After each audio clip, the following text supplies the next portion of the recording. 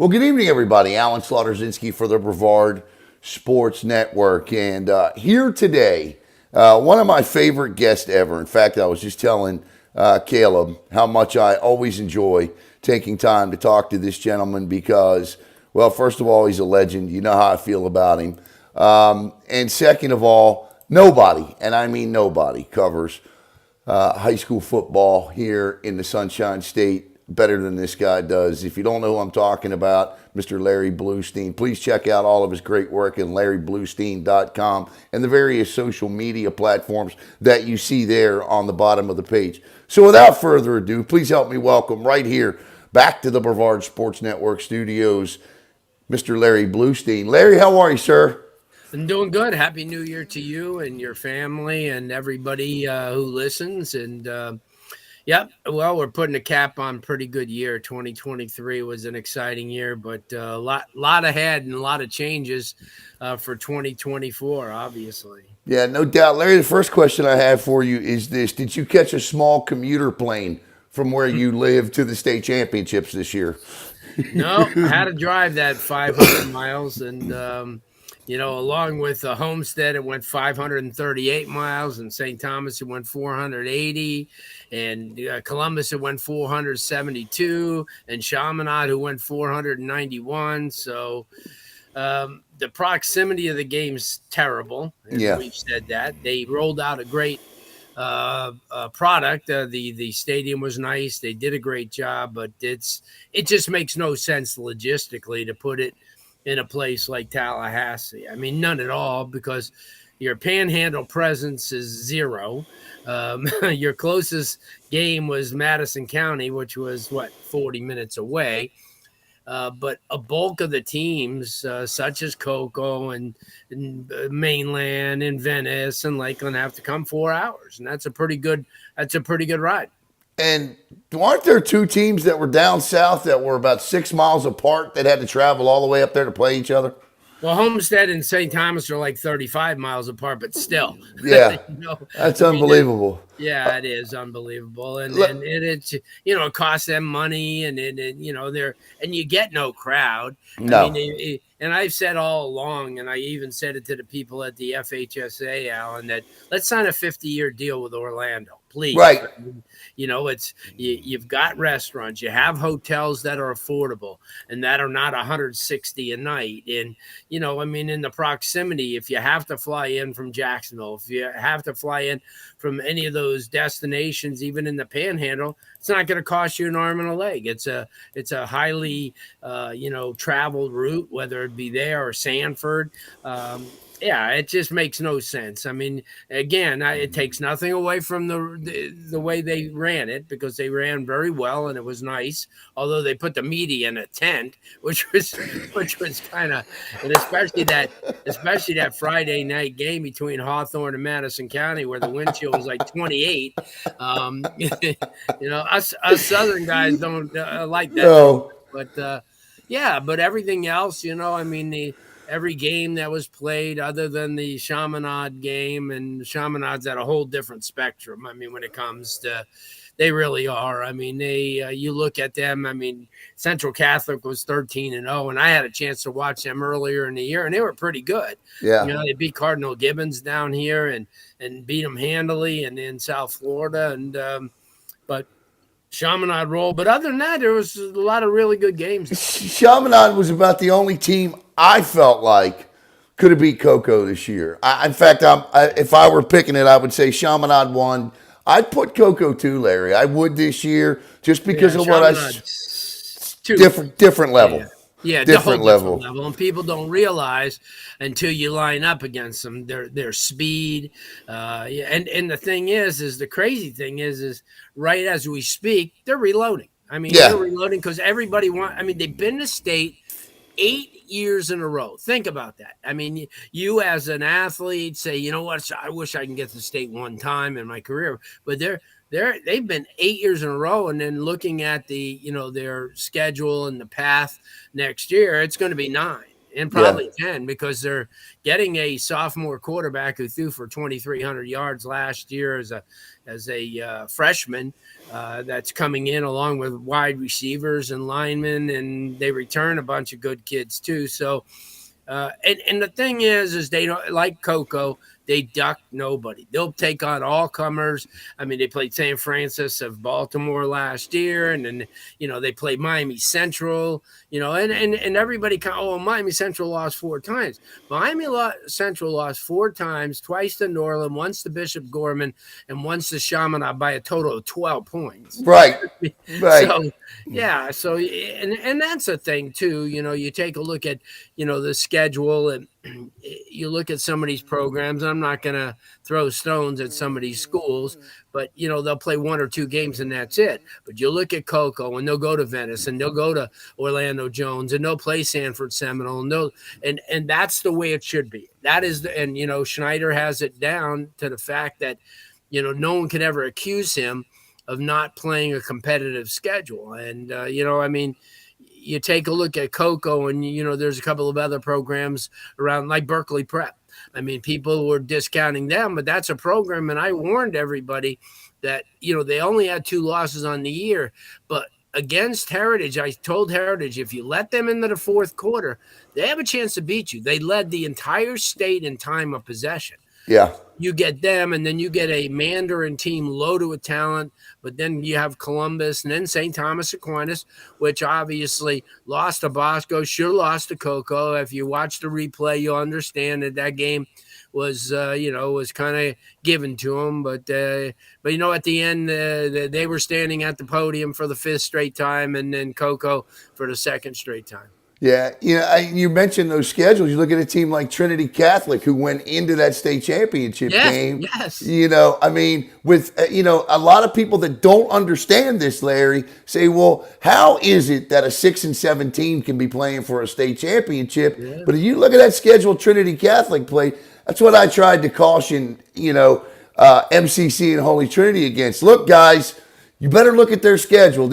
I know there's, under 500 going into the playoffs here, but trust me when I tell you, you got your hands full, and they certainly did. With right. Larry Blustein. And Larry, was there anything as we look down the state champs, Columbus, St. Thomas, Berkeley, Chaminade, Hawthorne, Lakeland, boy, what a game that Lakeland-Venice game was. Yeah. I did not expect a 60-48 shootout, Larry. Did you? Yeah. No, I think both defensive coordinators were fired at the end of the game, but what the heck, right? Right. Over 100 points, 1,100 yards of offense. 2 pretty good teams. Yeah. I mean, I didn't consider that Venice and and I said this the last couple of years, especially being in the metro, in the suburbs. I mean, Lakeland would have had to go against St. Thomas, and then Venice would have had to go against Columbus to get there. And, I don't think that either of those teams would have been able to beat those 2 teams, but they did, and they got there. Next year will be a whole difference. And, when we talk at the Coco game, and I just want to warn people, I saw Bradford County twice live this year. And I had said, you know what, they may not have a lot of talent, but they're well coached. They're gonna play hard. They're gonna come and give everything they can. And they brought the largest crowd of anybody. Yeah. I mean, even one of the Bradford sheriffs, when I was on the sideline, said to me, this would be a good time to knock off one of the liquor stores. Yeah, right. Yeah, and you look at that, and Coco's people, they still had to come 3+, to get there, and it's not easy. No. And to do that, but you got to give everybody credit who at least brought kids. You knew our crowd, but you knew like St. Thomas wasn't going to. Chaminade wasn't going to draw. It was a Thursday morning at 10 o'clock. That meant that even if you went to school or job, you'd have to take off 3 days, and that's not always an easy thing to do. No, it certainly isn't. And I was like you, impressed with how they ran it. But I'd love to see it in Orlando. And I think somebody told me that the conflict is with Pop Warner. So hopefully Pop Warner's done over in Orlando. Yeah. Look, I love those kids. I've covered that Pop Warner Super Bowl for the last 2 years. Sure. But I want that FHSAA state No doubt. championship back in Orlando here with Larry Blustein. And Larry, the guy I think I was, outside of course, Ryan Schneider, the guy I was happiest for this year was Travis Rowland. I was happy to see Mainland win that state championship. Yeah, especially how things ended last year. Right. I mean, and they had that game and they, came down to the wire. But Travis is, the one thing about Travis, and the same thing holds true with Ryan and Coco, is they travel. Yeah. You see them at South Florida, you see them at UCF, you see them up in Gainesville, and they're not afraid to go up against those programs from everywhere else. And you see like Ryan Schneider going to a University of Miami camp or, a 7-on-7, and that means when they go there, they're going to have to play Heritage and they're going to have to play, St. Thomas and all the Miami schools. So, and Ryan growing up down in South Florida, and, I watched him since he was like 13 years old. He's always been competitive in that way, and he learned, from being at St. Thomas or being at University School or wherever he's been, that in order to get recognition, you're going to have to play the best teams, and that's the one thing about Florida. Especially the Miami Centrals of the world. Miami Central go out and play Gorman. They won't think twice about it.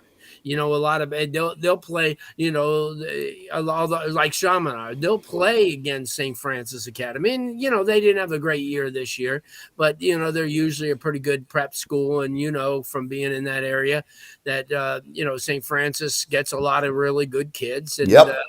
And then Chaminade played Central. They played Bergen Catholic.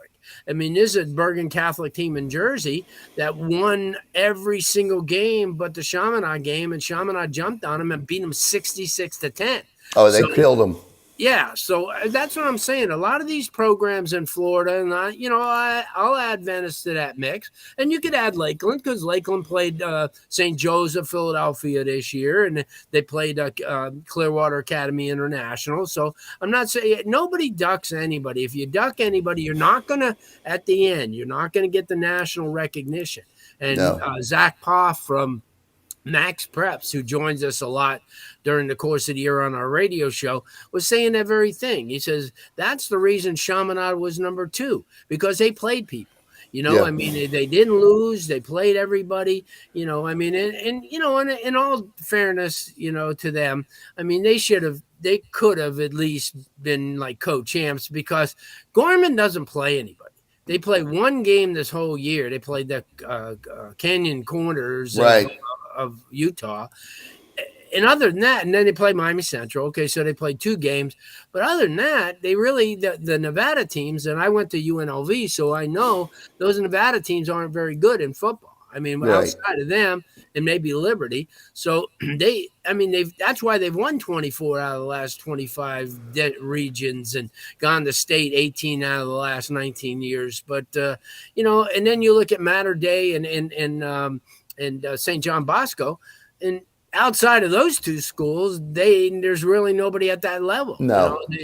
So, I mean, it's really tough, and I give it to those guys who try to put together a national ranking, and I saw Coco got a really fair national ranking. Could have been a little bit higher because of the schedule that they played, and that's my point, because a lot of these people make the rankings. They don't ever get a chance to see these teams live, and they don't get a chance to see the atmospheres, and they don't understand that when Coco plays against a St. Thomas or an Orlando Jones or a Sanford Seminole, they're playing teams loaded with athletes. Yeah, these schedules, Coach Massey, I can't remember his last name, out of St. John's up in Baltimore. I follow them very closely because that's my neck of the woods. But, I mean, you look at the schedule, you want to talk about, I mean, you look at that team, you go, wow, just 5 and 6 for St. Francis this year, but you got Madonna, East St. Louis, St. John Bosco, right. St. Thomas More. I mean, these schedules are becoming more and more crucial. And that's a great segue, Larry, into what I want to talk about next. And that is what's going on at the FHSAA. First thing, now that you look back on 2 years of the Metro in the suburb, what is your take on how it worked or it didn't work? What's your opinion on it?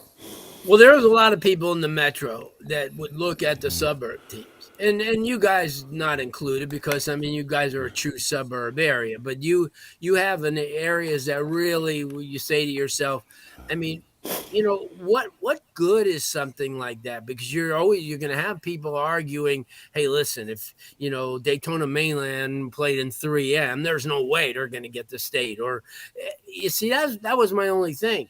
Are you really getting the best teams that are the champions in some of these classifications? And that was the only thing. And outside of that, I mean, I don't really care, one way or another, if it's metro or suburban or rural or whatever. I just want to see the best teams win, I mean, and Right. at the end of the day, I mean, you had, if Coco was, they would probably have played Berkeley or Northern, which next year they will play Berkeley if it holds true, by looking at the thing. You know what, Alan, when people say, what do you think about it? And it's really, it's not even in my hands. So I have to go with what the flow is. And Right. I just want to see good football. I want to, you have to admire this programs like I've mentioned that will play the schedule. No matter what, you could almost guarantee by the spring or back into May that Ryan Schneider will have a schedule that is going to boggle people's mind. And I know that he wants to get an out-of-state team this next year, and they probably will. And you can understand that the Chaminads of the world and the Lakelands and Venices, the reason why, and even Columbus played an entire Homestead and Northwestern, and they went up and played Clearwater Academy International, and and they're a well coached team, and people don't understand. Yeah, they're private, but you still got to get your kids from a source, and their source in South Florida, they got to compete with all those Booker T's and Northwesterns and Centrals and Miami, New Orleans for kids. So it's not always easy. What would you think of the Open? Now, let me just throw a scenario at you. If it's the Open this year, round one is Chaminade Madonna against Buchholz, St. Thomas against Columbus, Cocoa against Lakeland, and then Miami Norland against Daytona Mainland. That's the first round of the Open this year. Yeah. Well, What would you think of something like that? I wouldn't mind. I mean, it's the best of the best, so you might as well play each other. I think it's a good little deal. For them, there's some intriguing first round matchups. I mean, obviously, but I want to see the best of the best play, and that's why I almost encourage.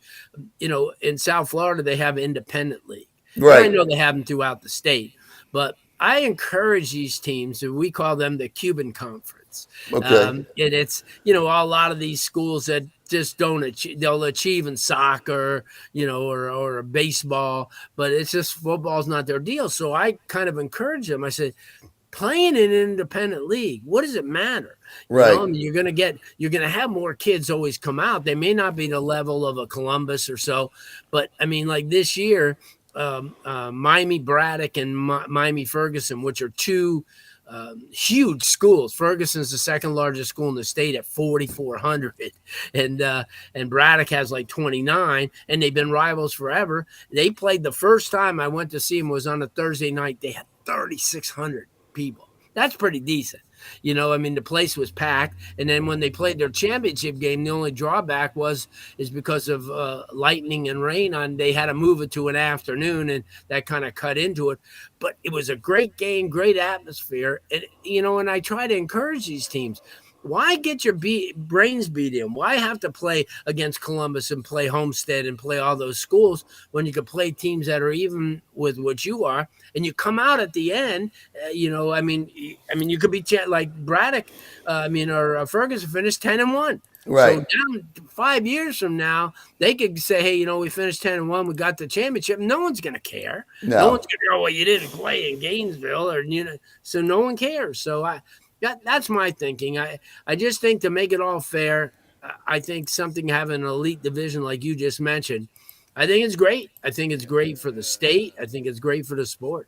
Well, I think my one thing with the Open is we'll see if they do something like this, how these coaches feel in 2 years when they're not hoisting state championship trophies anymore. Yeah, well, That would be the only it, that's the only setback there. no, I hear you. And you know what? when they had this at the beginning, obviously Orlando, Tampa, Miami were a little bit upset Yeah. because of the fact how the metro was set up. But I don't think anybody's complaining in South Florida now. They No. got a chance to send 6 teams to the state championship, Yeah. and now that Central or Northwestern is going to be a whole lot better. Teddy Bridgewater's taken over as head coach, so and that's his alma mater, and he's you could see that's the one thing I know that there's recruiting goes on throughout the state, but nothing like Dade, Brevard County. We have 409 kids switched last year from the 2 counties alone, and that's why the landscape of high school football is crazy. And I had a talk with Mr. Damon up at Craig Damon up in Tallahassee. The one thing that I don't understand is how can you have a player who's at a school for the first 4 weeks, and then all of a sudden you show up and he's a quarterback or a wide receiver for another school? Right. How does that happen? I mean, and to me, all that's doing, and I said all that's doing is opening the door for super teams, because in week 4, a couple of teams could be at it, and then all of a sudden Northwestern or Central or Booker T or Chaminade or whoever say, hey, listen, you want to come to they enroll, and there they are. And now all of a sudden they got 3, 5-star wide receivers. See, that I don't understand how that is. I don't understand how that happens. We had a team here this year in Brevard County, Heritage. They had 28 seniors, 17 transfers into the school this year. And Larry, by God, the one issue that felt that team this year was, as good as they were, the best team they played all year ended up being in round 1 of the playoffs. Their schedule did not prepare them for what the playoffs would bring. And that's a different type of we just talked about how those schedules help these teams in the postseason. I agree. Here with Larry Blustein. And all right, Larry, as you look across this great state, who are some of the guys that stood out to you, the cream of the crop this year in this state? Well, I mean, you mean as far as player-wise? Yeah, player-wise. Yeah, you had, I mean, as far as there was a whole lot of good seniors this year that are making their move to the next level. And, we had talked about a lot of these kids, like the kid L.J. McCrae, who signed with Florida out of Mainland. I thought he was really, really good. Jeremiah Smith, obviously, from Chaminade Madonna, is going to Ohio State. This kid's a big-time, player. I mean, I kind of you try not to count IMG, but they're everywhere. Those kids like David Stone and Ellis Robinson and kids like that, Jarrett Gibson. And then you had Ernest Willor. And the kid who I like was from Venice, Charles Lester, a defensive back that I had a chance to watch in the state championship game. Josiah Trader, who's on the way to University of Miami from Chaminade. You had a lot of kids, that really I think the kid Brady Hart, the young kid from Cocoa, the Boggs kid, they're really, really good. Hilson, the defensive end, who's just a junior. I think those kids. You had a Darius Hayes, who was committed to Florida early on from Largo, and then committed to Miami. Xavier Mincy from Mainland, who I thought was a really good player. I mean, he had, the kid Jalen Howard from Rockledge. I thought he had a really good year. I think he's, Rockledge once in a while comes up with some tremendous athletes like that. The Kai Bates kid from Orlando going to FSU. Yep. There were some really, really good kids. And also, I think it was a year where smaller areas like Blustein and areas like that came up with some pretty good talent. You look at Jacksonville Mandarin, and they had a bunch of kids, a lot of junior kids that'll be back next year, like the Jamie French kid who had a monster game. He's going to Alabama, but he's only a junior. Yeah, I think it was a year where you had a lot of young kids. The Day Farmer, who's obviously, you look at Day Farmers at Holy Trinity, then he's at Cocoa, and then he ends up over. I guess it was Coach, MCC, yeah. Yeah, I mean those type of guys, though, I thought were really, really good. I mean, you look, no matter where you look in the state. I mean, Wakaiba and Orlando area had Sincere Edwards, who I think was a really good player. The James Randall kid who left mainland and because of death in his family had to go down to Homestead, and he played for a really, really good team. But you know what? You take anywhere in the state, you look at the Panhandle, where Pine Forest had the Jonathan Daniels kid who went to FSU. I mean, he was a guy since the ninth grade. That was really, really good. Lakeland had some top-notch players, a Popka as well. Sanford Seminole, which you guys got a chance to see when they played against Cocoa. They had the Preston Watson kid. They had the young kid that's coming back next year as the offensive lineman. In fact, I think the Sentinel Buchanan had him as the number one player coming back in the Central Florida area. There was so many talented kids. And, no matter, and that's the one thing good about this state, Alan, is that you could go basically anywhere, any corner, like I say, from Key West to Northview and still have some really good talent. I tell you, the player that impressed me the most this year was Boggs, and I watched him go up against the likes of Leicester. He put 228 on Leicester, but the only player I saw that was able to give that Cocoa Tiger defense any fits this year, or offense any fits this year, was Khalil Cummings out of Bradford. That kid's a player. Yeah. That kid's a player, Larry. He is a really.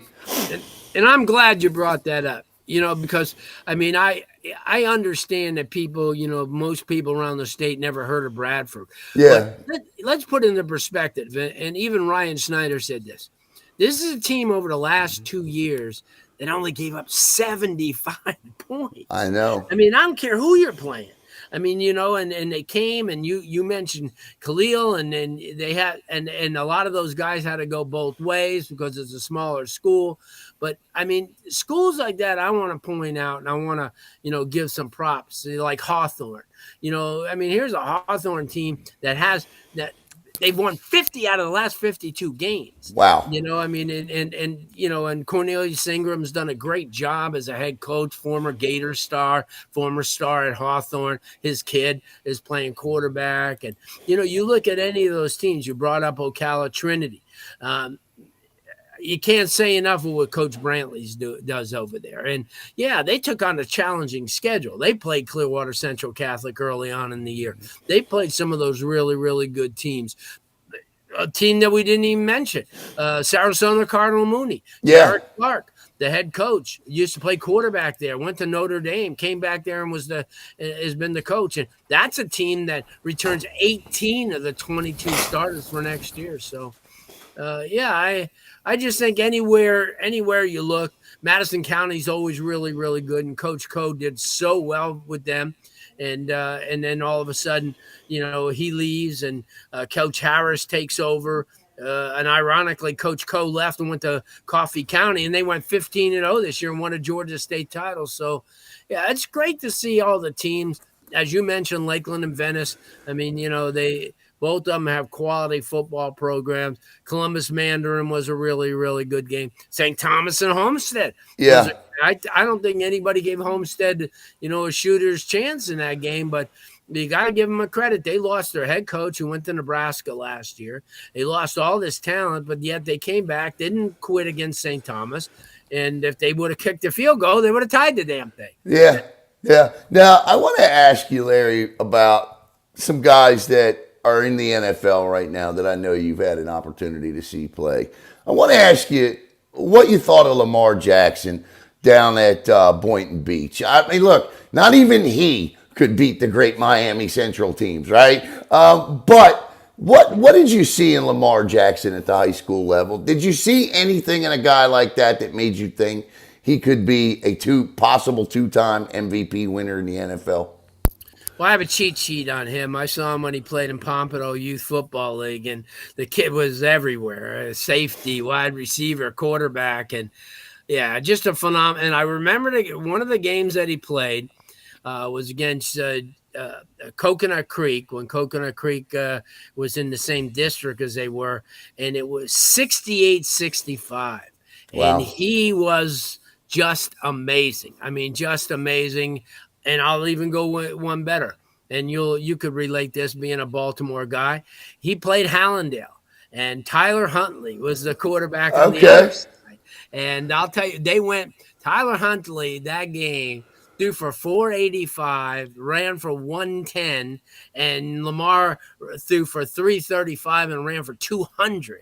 Good And Lord. yeah, 54-51 game, went into overtime.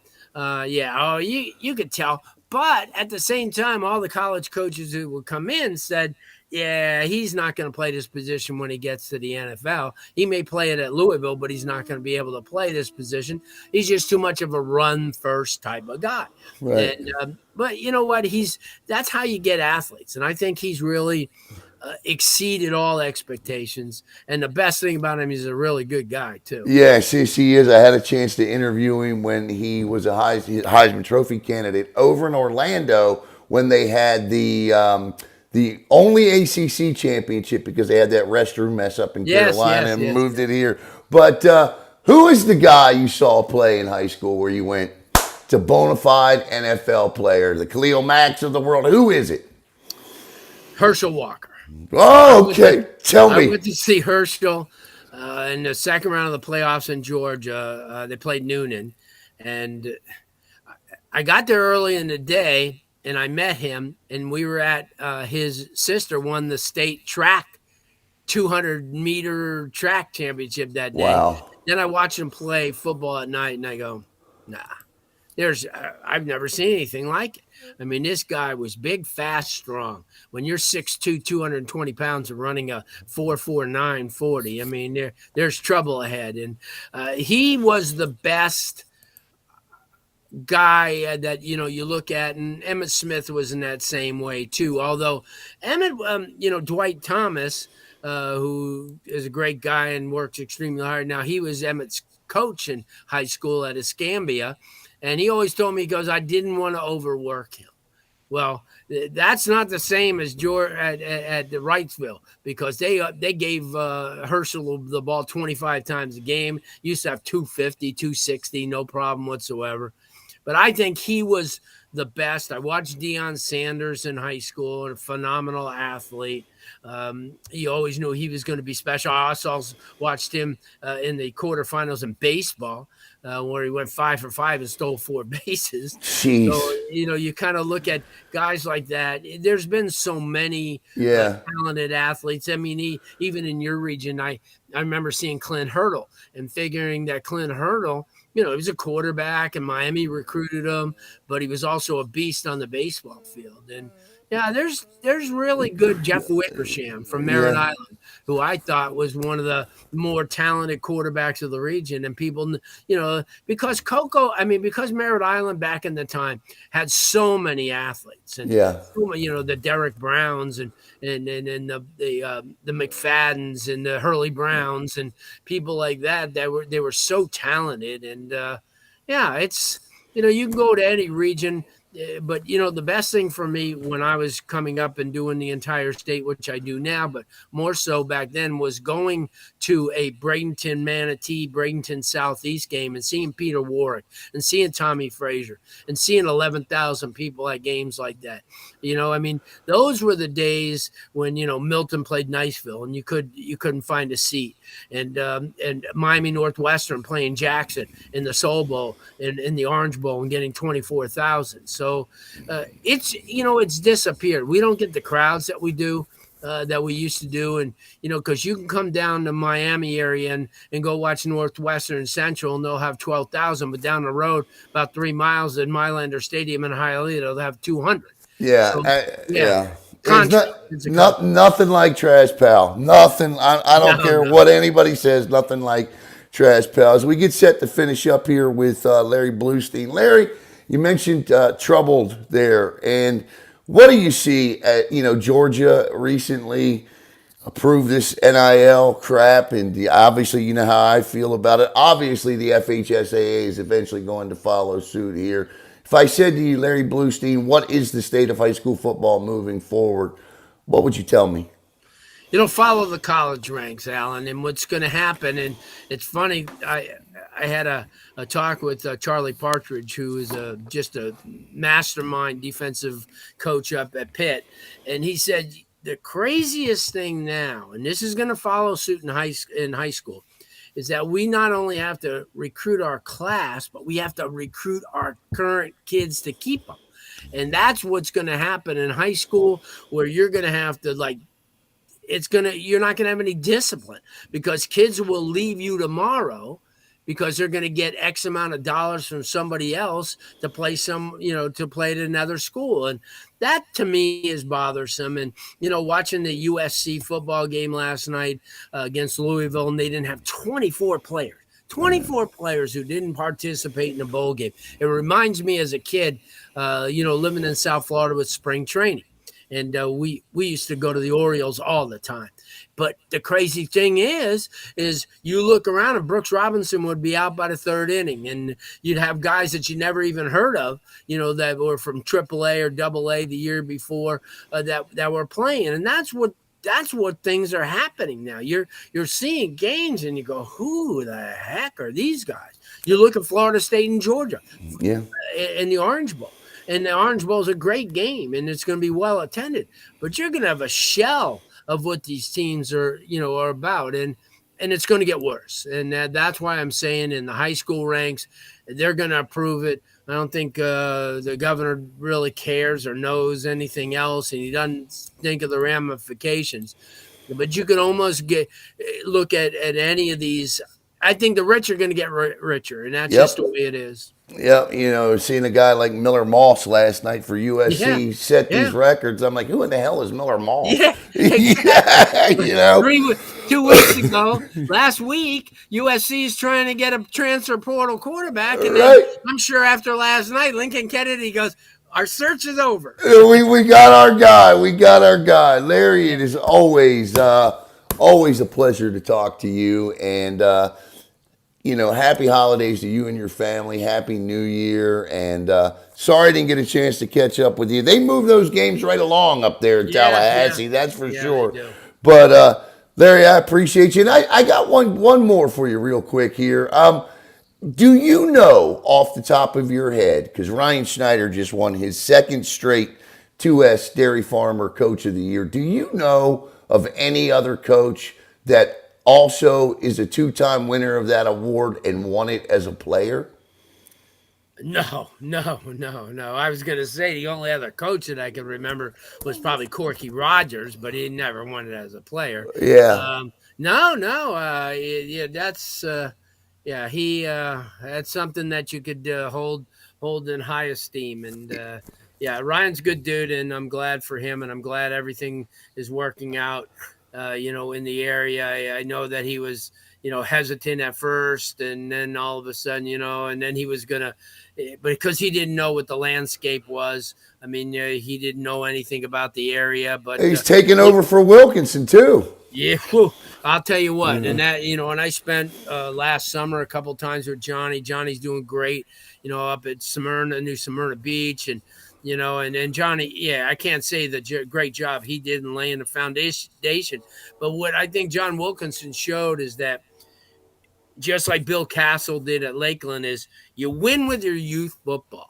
And that's the way it is. You get your youth football teams that are supporting your area, and you continually use them and put them in your lineup. And then the younger kids see that, and they go, oh, man, Jimmy just played on the 140s last year. I remember that. See, you give these kids hope. And the one thing is, in those youth football programs, is you have to have people that buy in. And not, hey, I'm a dad and I play football and we're going to run the wing tee. I don't care what they run. But you see, the success of Lakeland throughout those years is from Pee Wee all the way to the Unlimiteds, they all ran that same offensive scheme and defensive scheme as Lakeland did. And that's why they've been so successful. And I think that's what's keeping Coco in the loop, that they'll get a kid, here and there from, Titusville or wherever, But for the most part, you look at their roster, and most of those kids just grew up within 4 miles of the school. Yep. And that's important. Yeah, it is. And it's funny you say that about youth football, because we are starting to see every year more and more these organizations change their names to the name of their high schools. Yeah. And no longer is it a youth football program. It is, we are the feeder program for this school, for that school. And I like that. I agree 100%. Larry, thank you so very much. And you and yours have a beautiful and happy 2024. We'll talk again soon, my friend. You too, Alan. Thanks so much. It's always a pleasure. Thank you. Take care. All right, that's Larry Blustein. And again, all of his information has been flashing up on the screen. So for you and yours, have a great night, and we'll see you real soon right here on the Brevard Sports Network.